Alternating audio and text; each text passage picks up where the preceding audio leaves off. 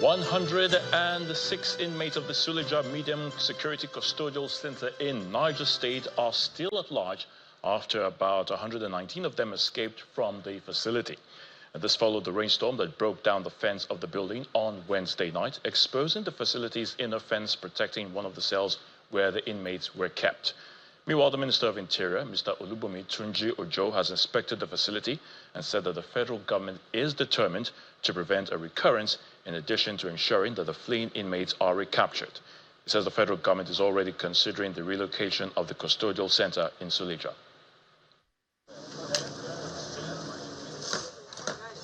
This crumbled perimeter fence gave temporary freedom to about 119 inmates who escaped from the Suleja Correctional Facility in Niger State on Wednesday night during a heavy rainfall across communities in Niger and neighboring Federal Capital Territory.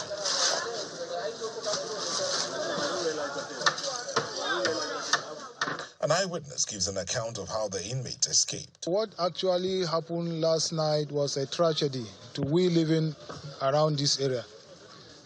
As a result of the heavy downpour, and that's what makes there was a heavy downpour and the windstorm that now fell down the wall. So as a result, they used the medium to break through a wall and escaped, which they now came out in their numbers. The Medium Security Custodial Center, sandwiched between residential buildings, was built in 1914 and was meant to accommodate 250 inmates, but as at the time of the incident, had 499 inmates.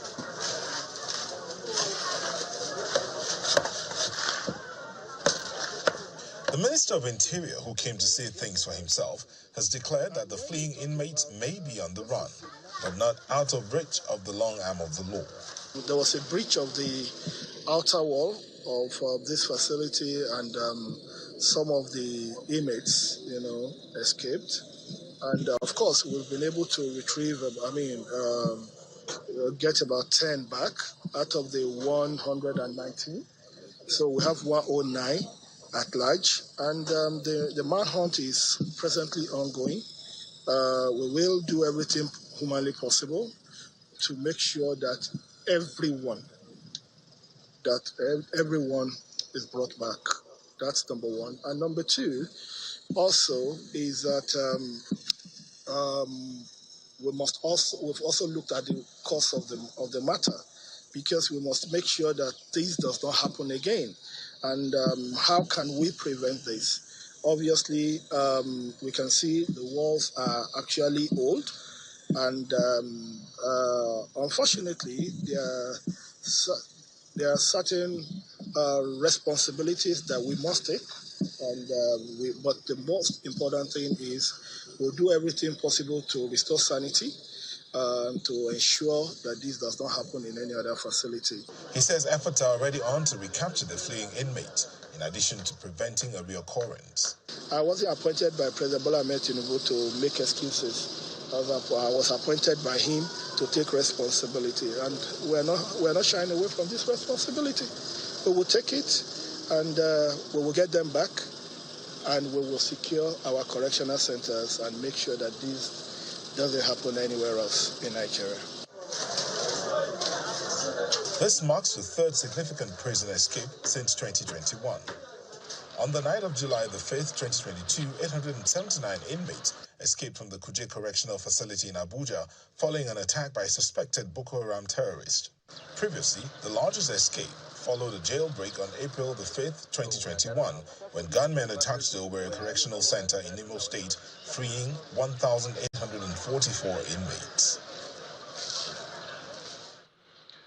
In Zamfara State, armed bandits have attacked Dauran and Zurmi town, headquarters of Zurmi local government area of the state, killing 3 persons and abducting 8 others. The bandits also raised down a telecoms mast, shutting down the network service in the area. The spokesperson of the police command in the state, ASP Yazid Abubakar, told Channels Television that the attack took place on Wednesday night. While he also put the number of those killed at 3, Mr. Abubakar said 1 person was abducted by the bandits.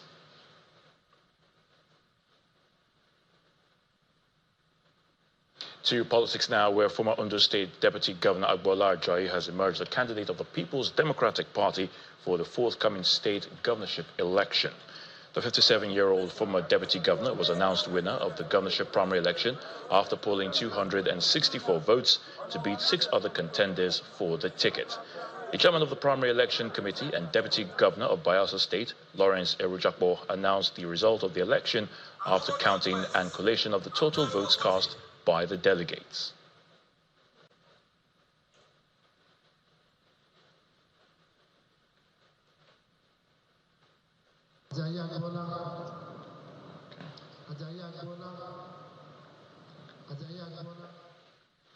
Meanwhile, some aggrieved members of the All Progressives Congress from Ondo State under the aegis of Ondo APC Youth have protested the outcome of Saturday's primary election that produced Governor Lucky Aiyedatiwa as the winner. The demonstrators who stormed the National Secretariat of the party in Abuja were, however, dispersed by security operatives mounted at the entrance of the Secretariat. An hour later, the defiant youth regrouped a few meters away from the Secretariat to continue their protest, demanding a rerun of the primary election.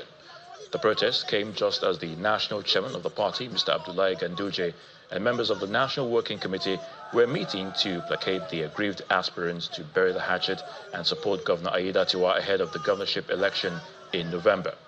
Meanwhile, Governor Aiyedatiwa says those who are protesting against his emergence as the APC flag bearer should rather pitch their tents with him to win the election. He spoke to State House correspondents in Abuja.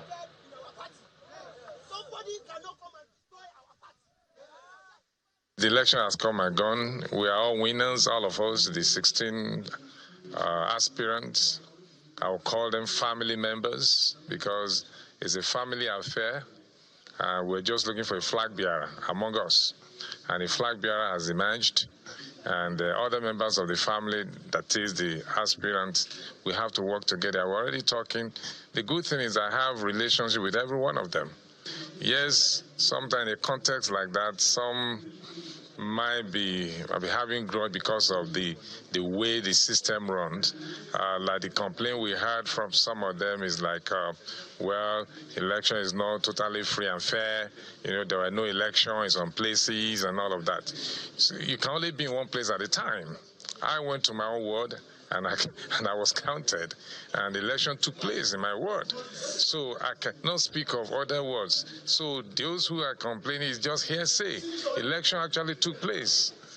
So, but if you are complaining of some other irregularity, I don't know. So who he alleges must prove. So, but in all, we're talking is our party. APC is our party. We must work together to ensure that we are victorious in the November election with other political parties. The U.S. Department of State has released Nigeria's 2023 general elections, detailing the various irregularities and challenges faced during the exercise. The report, which focuses on human rights practices, acknowledges that the elections largely reflected the will of voters, but highlighted issues that marred the electoral process. According to the report, quote, many independent observers assessed the results of the presidential, legislative, and state-level elections during the year reflected the will of voters, despite reports of voter suppression and vote buying, campaigning at polling stations, lack of ballot, secrecy, violence, and intimidation, end quote. The report cited an incident which occurred during the March 18th state election in Lagos State, stating, quote, during the March 18th state election in Lagos, All Progressives Congress supporters reportedly intimidated and suppressed voters in Igbo-dominated areas, which the Labour Party presidential candidate and ethnically Igbo, Peter Obi, won in the February 25th national election, end quote. The report further states that, quote, according to videos posted on social media, police officers were present but failed to respond to attacks. There was no evidence that alleged perpetrators were arrested or prosecuted, end quote. The report also highlighted the persistent underrepresentation of women and marginalized groups in Nigerian politics, citing religious, cultural, and economic barriers as contributing factors.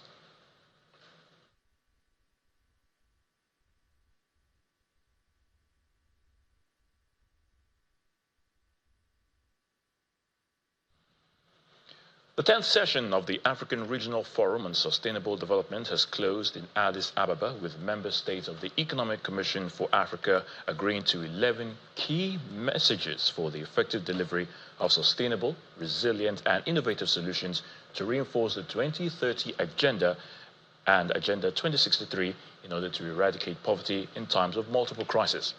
Well, the Addis Ababa Declaration, as the resolution is called, focuses on the actions needed in achieving the Sustainable Development Goals and ending poverty in all its forms. Our correspondent, Ayola Kasi, reports. So it's important to highlight it. In many United Nations resolutions, agreement on language is almost always a major issue. So we like actually to address that. And at the closing session of the 10th African Regional Forum on Sustainable Development, the scenario is not different, going through each line of the draft. With bureaucratic thoroughness, member states question, suggest, and even change text to address their concerns. On the third line,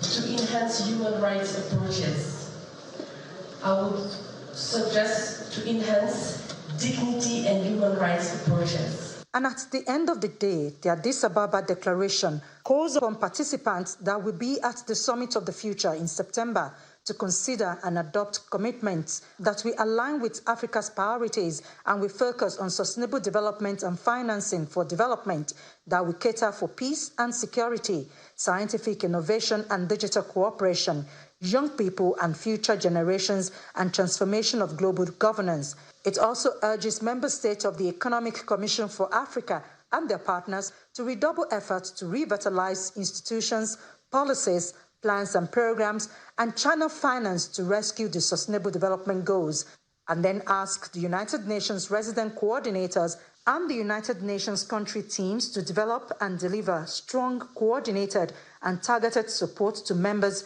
of the Economic Commission for Africa with a view to achieving a meaningful and tangible transformation in food systems, education systems, climate change, and many other areas. Africa needs investment of about $1.3 trillion a year to achieve the SDGs by 2030, and investments of over $2.8 trillion in mitigation and adaptation alone in order to implement the nationally determined contributions. Africa races against time to meet the Sustainable Development Goals by 2030 and the Malabo commitment to end hunger by 2025, while battling with the current challenge of maintaining peace and development. The world has found this year more than $260 billion, $2.6 trillion for war. Surely, if we can find that resources for war, we can find those resources for peace and development. Because it is that peace and is that development which we need to offer today to our children. And that peace and development cannot be brought with the knowledge and technology of the past. Mauritania has been charged with presenting the key messages to all high-level meetings coming up later this year. But the delegates living here know that the real work of turning words into action has just begun. From UNECA headquarters in Addis Ababa, Ayola Kasim, Channels Television News. In part two, after the break, the World Health Organization and civil society groups seek increased efforts towards malaria prevention in Nigeria and Africa as they mark World Malaria Day. Please stay with us.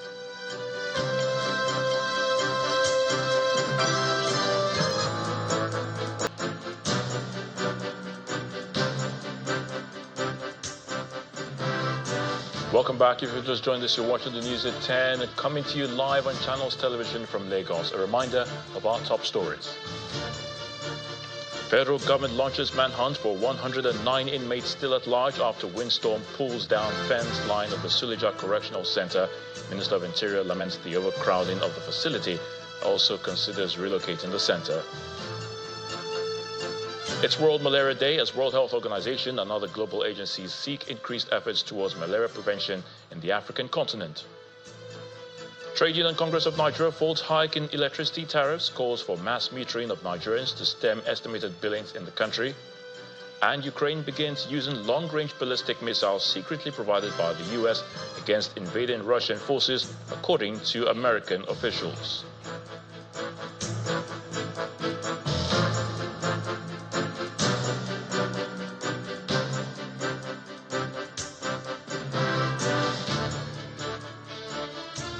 The president says Nigeria is well positioned to power the clean energy future of Europe and the world with its high-grade lithium deposits. President Bola Tinubu said this when he met with Prime Minister Mark Rutte of the Netherlands at his official residence in The Hague. He explained that Nigeria offers immense opportunities across a pool of sectors and that his administration is deepening reforms to enhance the investment climate. In a statement by a special advisor on media and publicity, the president said Nigeria seeks robust, balanced and mutually beneficial partnerships that will bring about value addition in areas like solid minerals. On this part, the Prime Minister of the Netherlands noted that President Bola Tinubu's economic reforms have engendered greater confidence in the Nigerian economy by international investors. He said Dutch investors have activated another set of $250 million worth of new investments over the next few months, including a $100 million investment in a waste-to-wealth industrial facility in Lagos State.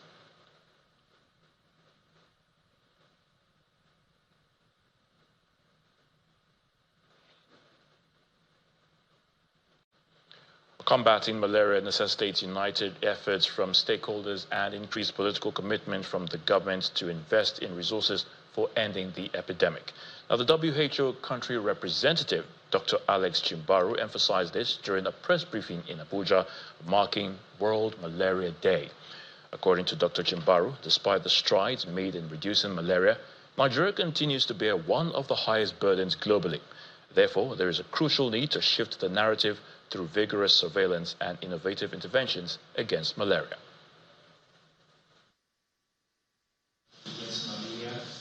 It's the 24th anniversary of the World Malaria Day in Nigeria, since its establishment at the African Summit on Rollback Malaria on April 25, 2000. Over 2 decades later, malaria remains a significant cause of mortality in Africa.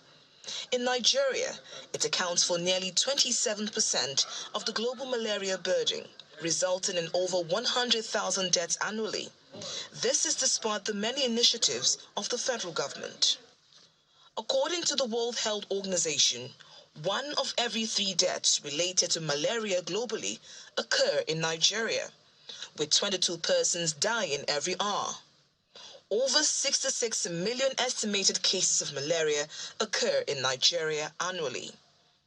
The WHO also reports that 249 million cases of malaria were reported in 2022, and 76% of these cases were children under 5 years. Drivers of this burden have been attributed to population size, inadequate funding, amongst other factors. On the high table. Thank you very much for attending. At this news conference in Abuja, the WHO and other implementing partners agree that although Nigeria has made some progress in efforts to eliminate malaria, there's more work to be done. However, amidst the challenges, there is hope amongst ourselves, amongst the world. As WHO, we are requesting all the members in this house, outside this house, to be committed to work towards controlling malaria. The fight against malaria is not just a health issue. It needs everyone on board. I also urge the government and private sector to invest in making malaria programming more efficient and effective using data and other evidence to inform malaria implementation and drive faster results. Meanwhile, in another World Malaria Day gathering, participants are asking the government to urgently scale up malaria interventions. We are calling on the government to prioritize investment in malaria programming and, implementation in the country. We are appealing to Nigerians to adopt best practices in preventing malaria within their neighborhood. Over the years, the Nigerian government has rolled out strategic plans to eliminate malaria in the country. Some of these interventions include the inauguration of the End Malaria Council in 2022, the rollback malaria program in the year 2000, and the National Malaria Elimination Program, amongst others. In addition to upscaled approaches by the government in eliminating malaria, in August 2023, the federal government announced the approval for the use of the R21 malaria vaccine, with the optimism that its emergence will be a game changer in reducing the prevalence of the disease. However, almost 1 year after the approval was given, the vaccines are still not available, and this dampens the hope of putting Nigeria on the path of eliminating malaria for good. Victoria Longjohn for Channels Television News. So let's head to the nation's capital now, where Victoria Longjohn is standing by to give us the very latest from our Abuja studios. Hello, Victoria. Over to you. Thank you, Aya. Vice President Kashim Shettima says President Tinubu's administration is committed to ensuring that all Nigerians have access to efficient financial services, irrespective of their economic status. And he said this at a stakeholders workshop on financial inclusion held in Abuja. Our State House correspondent, Emperor Simon, reports that banks have been asked to enhance their services in the rural areas.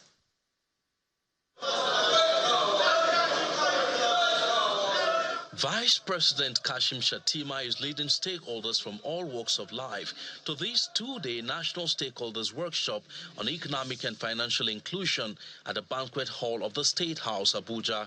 The several initiatives he brought to bear. About 30 million Nigerians are said to be financially excluded, and this workshop is looking to reduce that number by integrating the unbanked population into the formal financial sector in the country.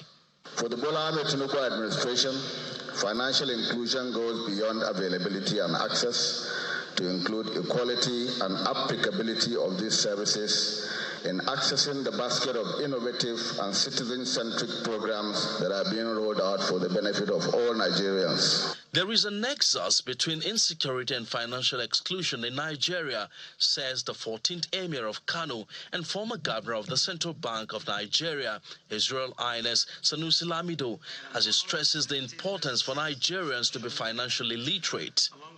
Everything you see from banditry to herdsmen, farmer clashes, all of that can be addressed largely through economic and financial inclusion. So this is central to development, is central to politics, is central to our very existence as a nation. The governor of Ondo State and other speakers challenge banks to enhance their services to rural communities and to women in particular.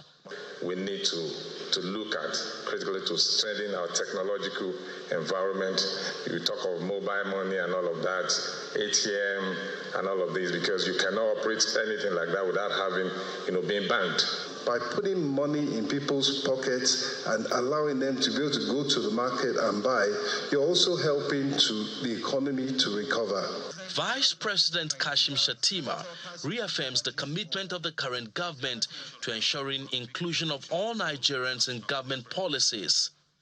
At the core of Mr. President's economic recovery strategy lies a multifaceted approach aimed at rescuing the economy through various means: job creation, ensuring food security, eradicating extreme poverty, and notably facilitating access to capital.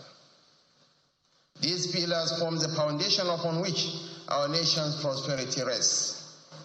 They also demonstrate our resolve to reinvent a system where economic empowerment is not just a dream, but a tangible reality for all. His Excellency the Vice President. As a seal of the government's pledge, Vice President Shettima leads other guests to sign the 2024 Abuja Accord on Economic and Financial Inclusion. Emperor Simon, Channels Television News. And the Trade Union Congress TUC is asking the federal government to revisit the decision to increase electricity tariff, describing the recent hike as unwarranted and done without due consultation with stakeholders in the sector. President of the union, Mr. Festus Osifo, told journalists after the National Executive Committee meeting of the Congress in Abuja that the federal government did not implement their earlier recommendations on mass metering before the hike was announced. The Trade Union Congress is also asking the federal government to urgently conclude its part of the ongoing negotiation for a new minimum wage. Today, electricity tariffs are being increased, where some people are still using meters that are not prepaid, where you still do a lot of calculations to arrive at what someone would pay. We have customers in millions who does not have prepaid meters. They still live with estimated billings. Part of the demand is that there should be mass metering. Every single house in Nigeria should have a prepaid meter. But then you will pay for only what you consume, and the estimated billing will become a thing of the past. And there must be stakeholder engagement. Whenever it's been muted that tariff of electricity is about to be increased, there must be that engagement, because it is through that engagement and social dialogue that all the cards will be laid bare and put on the table. Then the next section also discuss the issues of minimum wage, and that government has to do everything possible to ensure that this is fast-tracked, because the only way you can reinflate your economy is when you empower the working class. And still ahead on the news at 10, the Central Bank of Nigeria raises customs import duty rate by 11.1% as the value of the naira extends decline against the dollar at the foreign exchange market. That's some business news. To join us again. Back to the news at 10. The first Students' Legislative Summit has been held in Ibadan, the Oyo State capital, with the aim of raising and grooming a new set of young, vibrant leaders who can bridge the gap of leadership to reposition the country. Addressing the cross-section of students from the Southwest at the Students' Legislative Summit, Governor Seyi Makinde noted that the time is ripe to breed younger and more vibrant minds as leaders who can change the narrative. The maiden edition of the Students' Legislative Summit, holding at the International Conference Center, University of Ibadan, hosts a convergence of Nigerian youth from various institutions of higher learning to discuss salient issues about leadership and governance. A strong sense of belonging and community involvement. The summit, a project of the Speaker of the Oyo State House of Assembly, aims to take stock, identify gaps, and recalibrate for effective leadership coordinated by young people. We should dare to dream. In his address at the summit, Governor Makinde notes that efforts must be made to reset the minds of Nigerians to move towards a trajectory of youths bridging the gap of leadership in the country. I'm eagerly looking forward to the outcome of this summit and supporting the entrenchment of this type of initiative, so that Nigeria can be better off in terms of milling leaders. The governor adds that a more deliberate political exposure of Nigerian youth to the cause of governance has become imperative. We're moving towards a trajectory where even young leaders are now thinking in terms of bridging the leadership vacuum in our country. And for the students coming around, seeing, young people they can relate with in position of authority, I think that is enough motivation for them already.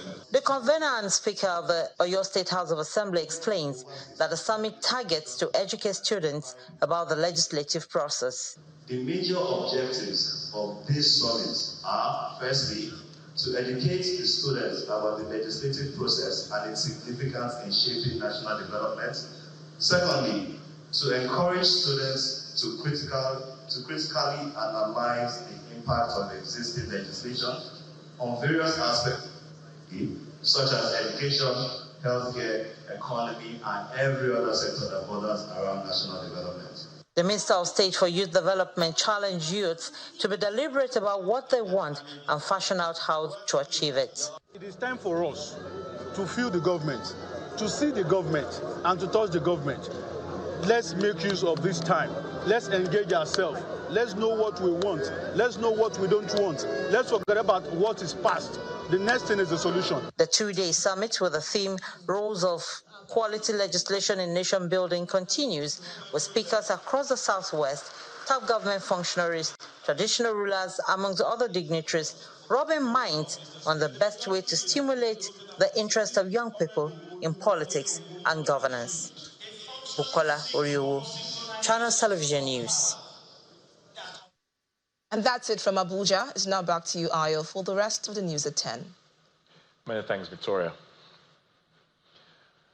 The National President of the Niger Institute of Public Relations, Dr. Ike Neliaku, has asked Nigerians, irrespective of their tribes and political affiliations, to have firm belief of a better country, Nigeria, and defend her unity despite the current challenges facing the nation.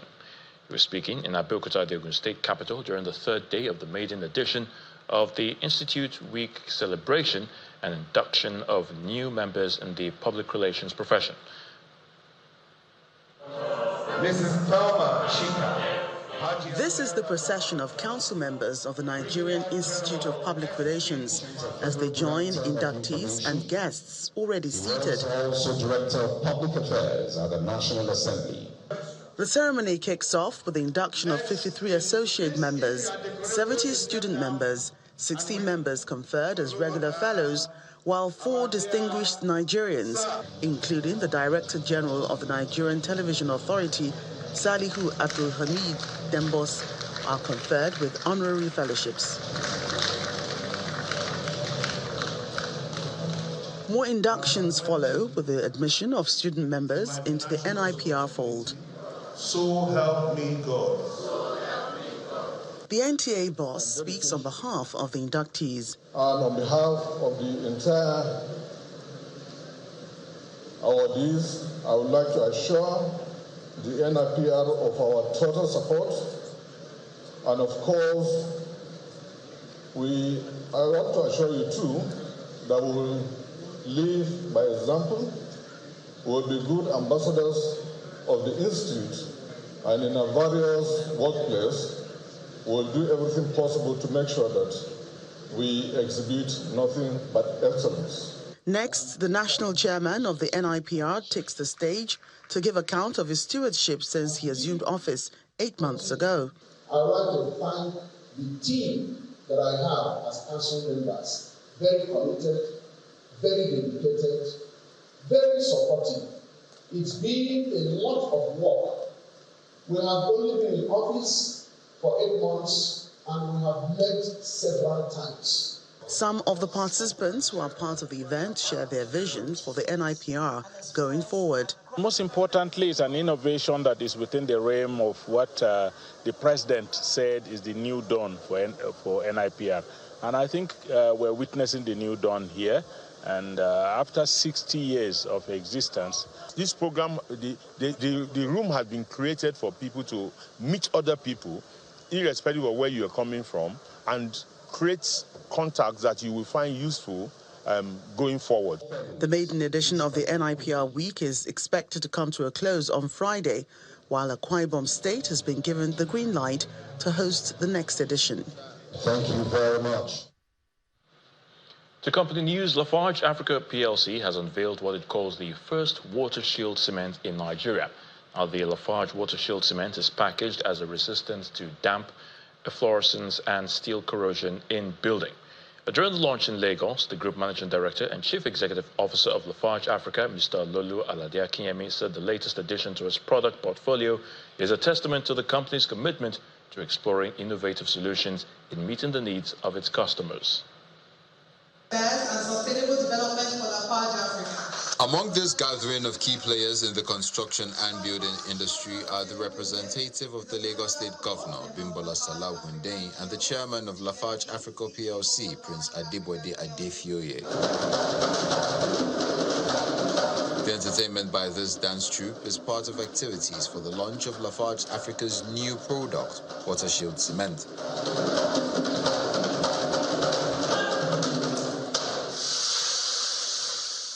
The launch of Lafarge Water Shield waterproof cement is said to be an outcome of intense research on industry need and a celebration of the company's innovativeness and relentless pursuit for excellence. The new Water Shield cement is the result of our unwavering dedication to pushing the boundaries of what is possible in building and construction materials with its revolutionary formula and unmatched performance. With Water Shield cement, you can expect nothing less than excellence in every aspect of your construction project. It's suitable for damp foundation areas, concrete roofs, project works, both for interior and exterior plastering and renovation works. This is what Water Shield will do. A lot of developers have been waiting for this. An avalanche of commendation from the government, industry experts, regulators, and end users is indicative of a product that has gained wide acceptance in the market. After the formwork, after we removed the formwork, we brought water. We splashed it on the wall. We splashed it again and splashed again. We are trying to see if we can see a little damp of this water on the formwork. We didn't see any. It was wow. We hold in Lagos State the bragging rights that this product, like many other innovations, is first launched here in the state of excellence. Wow! And as we lead, we reiterate our desire for the comfort and better livability of all residents of Lagos State. This is a thrust of our administration's Themes Plus agenda. Lafarge Africa believes that the launch of its Water Shield cement would not only enhance the company's market relevance, but also be a game changer in revolutionizing the building and construction industry. Asba Group, alongside its technical partner Wisdom Mining, is set to commence the construction of a 1.6 million ton per annum lithium ore separation and processing plant. The Chief Executive Officer of the company, Mr. Adamu Hussaini, says the project, which is located in the Wassa district of the Federal Capital Territory, Abuja, became necessary because of the need to transform such natural resource to economic advantage. Senior government officials, including ministers, royal fathers, are in attendance at the groundbreaking ceremony of the Asba Wisdom Lithium Processing Plant for the construction of a 1.6 million tons per annum lithium ore separation and processing plant. His Royal Highness, Emir of Karshi, Alhaji Ismail Mohammed, makes a case for collaboration. Whatever he does, he must work closely with these youths, and of course, and the local traditional authorities of this land, and also develop a very robust community development framework. The Minister of Solid Minerals, Mr. Dele Alaki, who was the chief guest at the groundbreaking ceremony, commended the efforts of the company. In a couple of months down the road, we'll see structures, we'll see results, we'll see processing of lithium, we'll see people being employed. The plant has a projection of 1.6 million tons of lithium processed and over 1,200 local employment to be generated. Now, that is development. The CEO then leads the delegation as the officially flag off the lithium processing plant.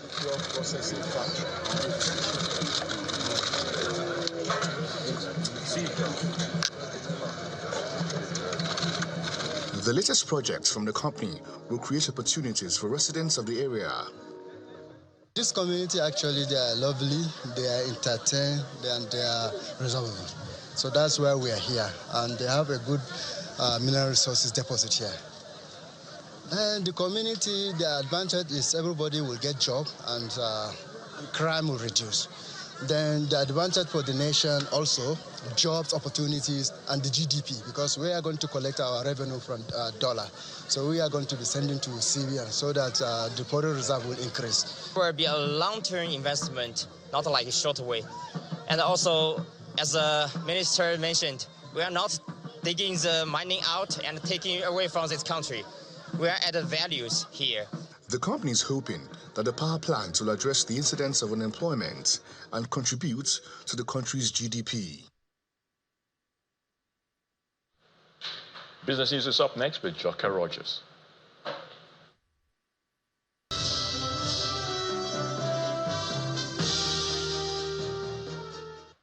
Thank you, Ayo. Today, welcome to Business News. The Central Bank of Nigeria has raised the exchange rate for paying customs duties at the nation's seaports from 1,000 to 1,050 naira 16 kobo to 1,277 naira 52 kobo against the dollar. According to information obtained from the official trade portal of the Nigeria Customs Service, latest hike in the customs duty charge represents an 11.1% rise in the rate when compared to the previous rate used for opening from M-paper and a 127 naira 36 kobo increase from $1 needed to clear goods at the port. According to the CBN, the increase comes as the naira extends its decline against the dollar. Now, the Nigerian National Petroleum Company Limited, NNPCL, says it has addressed concerns that surround the perceived current scarcity of premium motor spirit, commonly known as petrol, in some parts of the country. In a statement issued today by the Chief Corporate Communications Officer of the NNPC Limited, Mr. Olufemi Shonaye, the state oil company explained that the tight supply of the commodity, which is currently being experienced in some areas of the country, is a result of logistics challenges which have now been resolved. Meanwhile, the CBN has awarded the country's second payment terminal service aggregator, the PTSA, a license to the country's premier financial technology company, Unified Payments. According to the CBN, the selection, which was carried out after a rigorous and transparent process, is targeted at enforcing existing requirements that all transactions from point-of-sale channels in Nigeria must go through a licensed PTSA. The financial market regulator says the move, which aligns with its objectives to fully track all electronic transactions in Nigeria, aims to clamp down on financial crimes and other misconducts.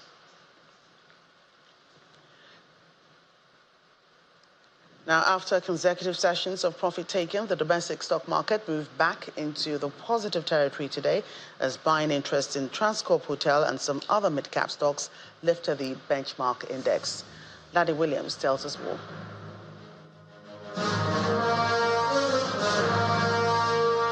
Hello and welcome to the Stock Market Report. Well, it's about 3 trading days left as April winds down, and from what we've tracked so far, April is looking like a red month. But today, we have a marginal green close there, 0.05%, 98,169 points for the all-share index, still below that 99,000 level, 55 trillion for the market cap. Let's look at the market mover today. MTN Nigeria, from losing 22 naira yesterday to gaining about 40 kobo today, closing at 202 naira per share. We also see Transcorp Hotel adding to its share price today. To sectoral performance, the banking counter still bleeding, 1.10% down today. Consumer goods marginally down 0.05%. Well, since the start of April, the Nigerian stock market has been on a bearish run, with the all-share index declining by about 6.16% and the market cap falling by 3 trillion naira. But today, the bull shows.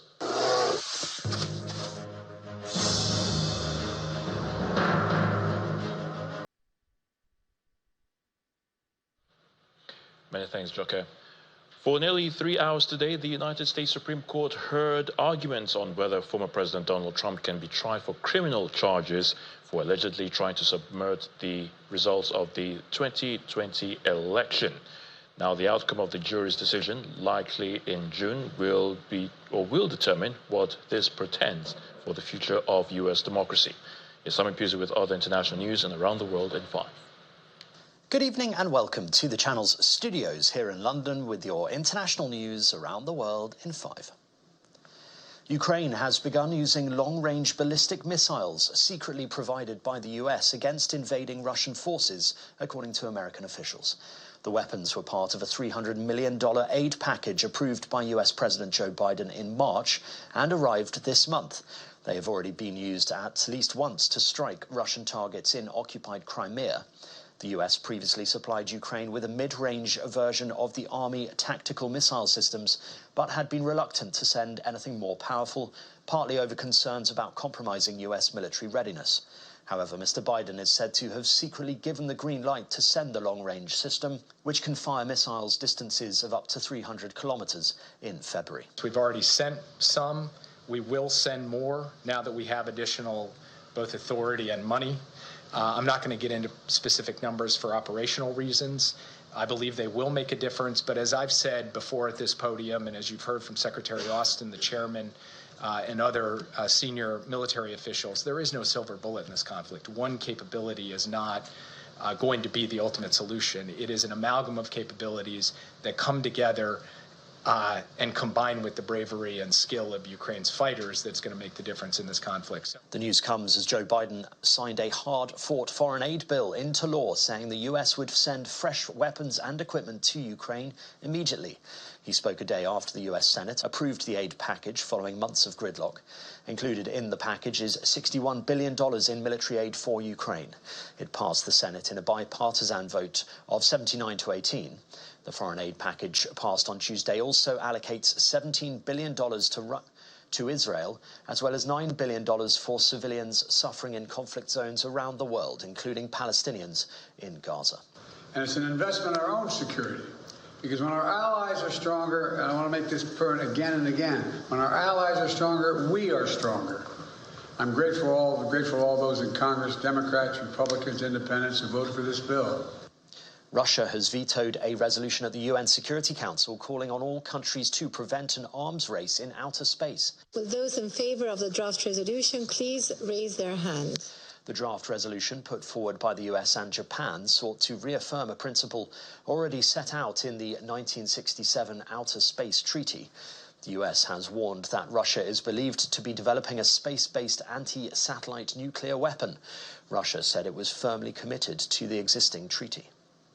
Human Rights Watch says more than 220 civilians, including at least 56 children, were massacred by Burkina Faso's military in a single day this year.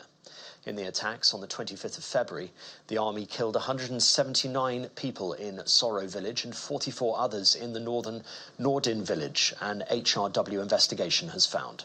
HRW termed the mass killings among the worst army abuse incidents in the country in nearly a decade. Burkinabe authorities have not commented on the report. Searing heat has forced 33 million children out of schools in Bangladesh as temperatures in parts of the country soared past 42 degrees Celsius. Schools and colleges will be shut until at least the 27th of April. This is the second year in a row that authorities made such a move due to extreme weather. It follows school closures in the Philippines and India as a persistent heat wave sweeps across Asia. A Slovakian MEP has raised eyebrows by producing a live bird from a bag and releasing it into the European Parliament in what he said was a gesture of world peace. He said he wished the whole world, the Russians and the Ukrainians, peace before, to the bafflement of other MEPs, reaching into his bag and releasing a dove into the chamber. As the bird flapped around the room, another colleague asked him, "Can you catch it as well?" And the windmill on top of the world-famous Moulin Rouge Cabaret Club in Paris has lost its sails.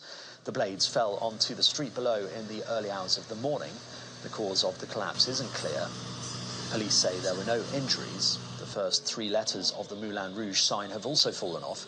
The club has been a fixture of the Parisian nightlife since its opening in 1889 and is known as the birthplace of the can-can dance. The incident comes just months before the French capital hosts the Olympics. And that's your international news around the world in 5. Now back to the Channel's studios in Lagos.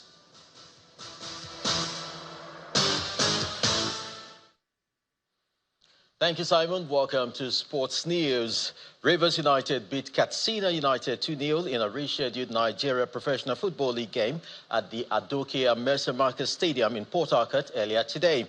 Deputy Cheta and Kazi Einaya 44th and 80th minute goals handed the Pride of Rivers their 11th win of the season from 26 games. With the league now in March Day 31, Rivers United are 12th on the league table and 40 points, and they have 5 outstanding games to play. Manchester City demolished Brighton 4-0 as Phil Foden's double lifted the English Premier League title chaser to within 1 point of leaders Arsenal this evening. Pep Guardiola's side were in imperious mood in tonight's game at the Amex Stadium from the moment Kevin De Bruyne headed them into an early lead. England forward Foden struck twice before the interval to put the result beyond doubt. That's it on sports. It's back to you, Ayotunde.